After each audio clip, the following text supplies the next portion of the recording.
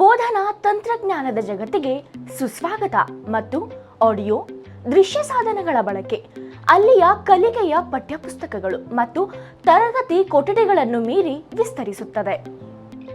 ವಿಷಯದಲ್ಲಿ ನಮ್ಮ ಸೂಚನಾ ತಂತ್ರಜ್ಞಾನದ ಉದ್ದೇಶಗಳು ಮತ್ತು ಕಲಿಕೆಯನ್ನು ಸುಗಮಗೊಳಿಸುವಲ್ಲಿ ಆಡಿಯೋ ದೃಶ್ಯ ಸಾಧನಗಳು ಇವುಗಳನ್ನು ಒಳಗೊಂಡಿದೆ.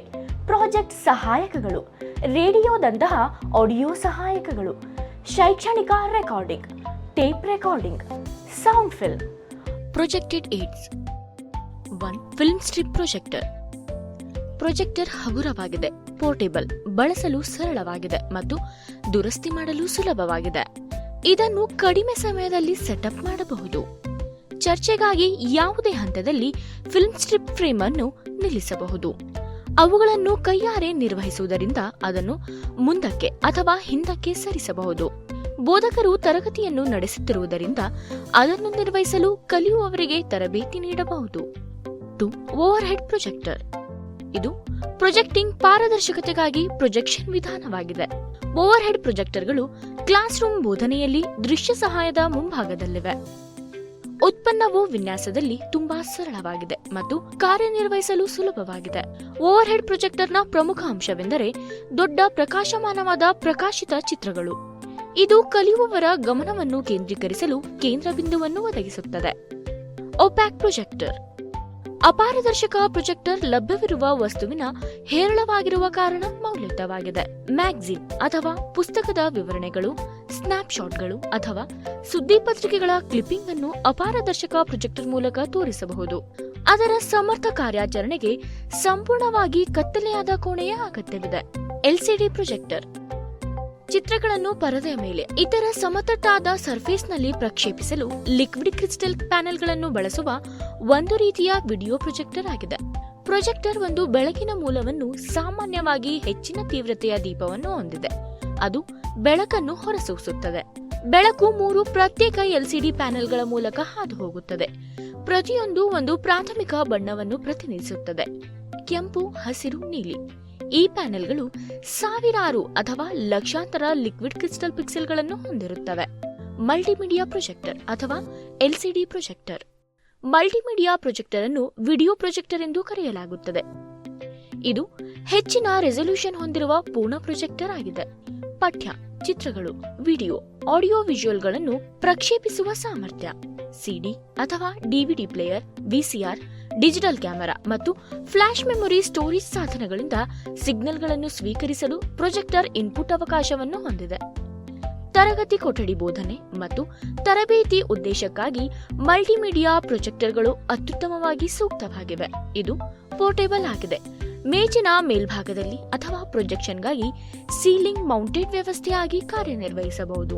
ಇದನ್ನು ರಿಮೋಟ್ ಕಂಟ್ರೋಲ್ ಬಳಸಿ ನಿರ್ವಹಿಸಲಾಗುತ್ತದೆ. Audio AIDS. ಸಿಡಿ ಅಥವಾ ಡಿವಿಡಿ ಅಥವಾ ಯುಎಸ್ಬಿ ಪ್ಲೇಯರ್ ಇವುಗಳು ಆಡಿಯೋ ಮಾಹಿತಿಯನ್ನು ಪ್ಲೇ ಮಾಡಲು ಬಳಸಲಾಗುವ ಅತ್ಯಾಧುನಿಕ ತಂತ್ರಜ್ಞಾನ ಸಾಧನಗಳಾಗಿವೆ ಮತ್ತು ಬೋಧನಾ ಸಹಾಯವಾಗಿ ಬಳಸುವ ವಿಡಿಯೋ ಕಂಟೆಂಟ್.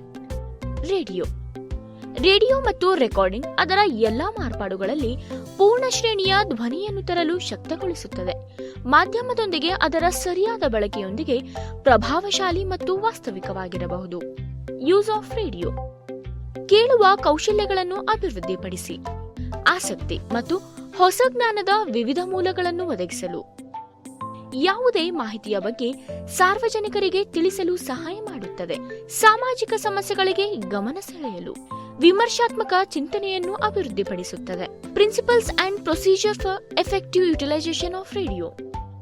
ಬೋಧಕರ ತಯಾರಿ. ವಿದ್ಯಾರ್ಥಿಗಳ ಸಿದ್ಧತೆಯನ್ನು ಅಭಿವೃದ್ಧಿಪಡಿಸಿ, ಕಾರ್ಯಕ್ರಮವನ್ನು ಆಲಿಸುವುದು, ಚರ್ಚೆ ಮತ್ತು ಅಪ್ಲಿಕೇಶನ್. ಫಾಲೋ ಅಪ್ ಮಾಡಿ. ಲಿಮಿಟೇಷನ್ಸ್. ಕೇಂದ್ರೀಕೃತ ಗಮನವಿಲ್ಲ, ಏಕಮುಖ ಸಂವಹನ, ಹೊಂದಾಣಿಕೆ, ಮರುಬಳಕೆ ಇಲ್ಲ, ಯಾವುದೇ ಪ್ರೀ ಹಿಯರಿಂಗ್ ಮತ್ತು ಮರುಬಳಕೆ ಇಲ್ಲ. ಆಡಳಿತಾತ್ಮಕ ಸಮಸ್ಯೆಗಳು. Educational recording. ಶಿಕ್ಷಕರು ವಿವಿಧ ಮೂಲಗಳಿಂದ ದಾಖಲೆಗಳನ್ನು ಆಲಿಸಬೇಕು ಮತ್ತು ಅವರು ಕಲಿಸಲು ಹೊರಟಿರುವ ವಿಷಯಗಳಿಗೆ ಮತ್ತು ವಿಷಯಕ್ಕೆ ಹೆಚ್ಚು ಉಪಯುಕ್ತವಾದವುಗಳನ್ನು ಆಯ್ಕೆ ಮಾಡಬೇಕು. ಭಾಷಾ ಕಲಿಕೆಯಲ್ಲಿ ಧ್ವನಿ ಮುದ್ರಿತ ತುಣುಕುಗಳ ಬಳಕೆಯು ದೊಡ್ಡ ಮೌಲ್ಯವನ್ನು ಹೊಂದಿದೆ. Types of recording. Disc recording. Tape recording, digital recording, use of recording, ಸ್ವಂತ ಭಾಷೆಯಲ್ಲಿ ಮಾತಿನ ದೋಷಗಳನ್ನು ಸರಿಪಡಿಸಲು, ವಿದೇಶಿ ಭಾಷೆಯಲ್ಲಿ ಉತ್ತಮ ಉಚ್ಚಾರಣೆಯನ್ನು ಕಲಿಸಲು, ಸಂಸ್ಥೆಯಲ್ಲಿ ಕೋ-ಕರಿಕ್ಯುಲರ್ ಆಕ್ಟಿವಿಟಿಗಳಿಗಾಗಿ. ಅಡ್ವಾಂಟೇಜಸ್ ಆಫ್ ರೆಕಾರ್ಡಿಂಗ್: ಇದು ರೇಡಿಯೋದ ಸಮಯ ಹೊಂದಾಣಿಕೆ ಸಮಸ್ಯೆಗಳನ್ನು ನಿವಾರಿಸುತ್ತದೆ. ಅಪೇಕ್ಷೆ ಮತ್ತು ಬೋಧನೆಯ ಅಗತ್ಯಕ್ಕೆ ಅನುಗುಣವಾಗಿ ಪ್ಲೇ ಮಾಡಲಾಗುತ್ತದೆ. ರೆಕಾರ್ಡಿಂಗ್ ವ್ಯಾಪಕ ಶ್ರೇಣಿಯ ಸಹಾಯಕ ವಸ್ತುವನ್ನು ನೀಡುತ್ತದೆ. ಸಂಸ್ಥೆಯು ತಮ್ಮದೇ ಆದ ರೆಕಾರ್ಡಿಂಗ್ ಅನ್ನು ಹೊಂದಬಹುದು.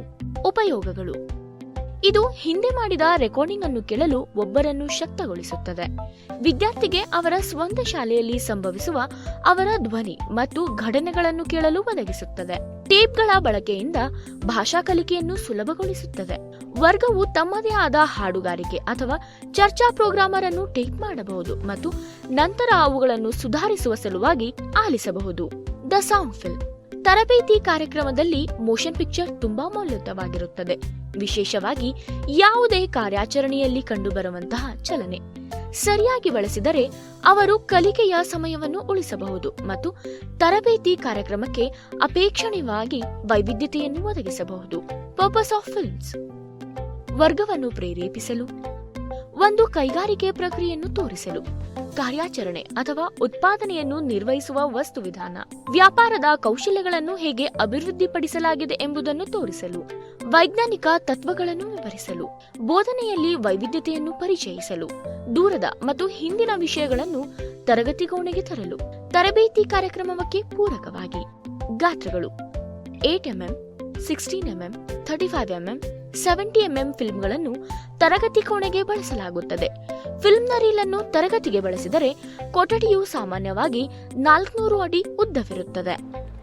ವಿಷಯದಲ್ಲಿ ನಮ್ಮ ಸೂಚನಾ ತಂತ್ರಜ್ಞಾನದ ಉದ್ದೇಶಗಳು ಮತ್ತು ಕಲಿಕೆಯನ್ನು ಸುಗಮಗೊಳಿಸುವಲ್ಲಿ ಆಡಿಯೋ ದೃಶ್ಯ ಸಾಧನಗಳಲ್ಲಿ ನಾವು ಪ್ರಾಜೆಕ್ಟ್ ಸಹಾಯಕಗಳು, ರೇಡಿಯೋದಂತಹ ಆಡಿಯೋ ಸಹಾಯಕಗಳು, ಶೈಕ್ಷಣಿಕ recording, tape recording, sound film, ಕಲಿಕೆಯನ್ನು ಸುಗಮಗೊಳಿಸಲು ಮತ್ತು ಕಲಿಯುವವರ ಕುತೂಹಲವನ್ನು ಕೆರಳಿಸಲು ನಾವು ತಂತ್ರಜ್ಞಾನವನ್ನು ಹೇಗೆ ಬಳಸುತ್ತೇವೆ ಎಂಬುದನ್ನು ನೀವು ಅರ್ಥ ಮಾಡಿಕೊಂಡಿದ್ದೀರಿ ಎಂದು ನಾವು ಭಾವಿಸುತ್ತೇವೆ.